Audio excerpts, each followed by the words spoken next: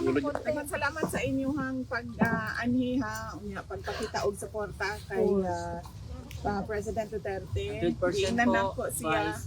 giingnan nako siya nga naamo dinhi sa gawas. Unya niingon siya nga ihatag nga na daw niya kuno sa Ginoo kung unsa may mahitabo sa iya ha. Bahala na, so be it. O iyang mensahe sa inyo, kinangutan naman kong mensahe niya para sa inyo. Kundi lang ta surrender jud ma'am ha. Oo, dili ka mo surrender. Dili ma'am, dili ma'am. Kamusta Naara ka, jud mi ma'am? diri ma'am. Any service nga kaya na mo ma'am. I-fight na to. Love sag ka na mo ma'am. We are also praying for you, not only for tatay kay when you are okay, tatay is okay. Okay, okay naman siya ma'am. Health-wise, na-istorya na ko ang doktor and na daw sila ginabuhat sa iyahang medications.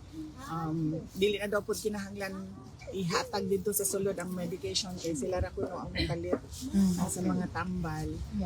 Unya, ang ihalang is ang kaon gihapon, wa gihapoy gana lagi mo kaon, so nangayo ko og gatas o prutas, available man kuno na sa iya ang gatas ug prutas. Okay ra man siya, hindi siya problema ma'am, ako pod okay ra pod ko. Okay na Love lang. kay ka na mo.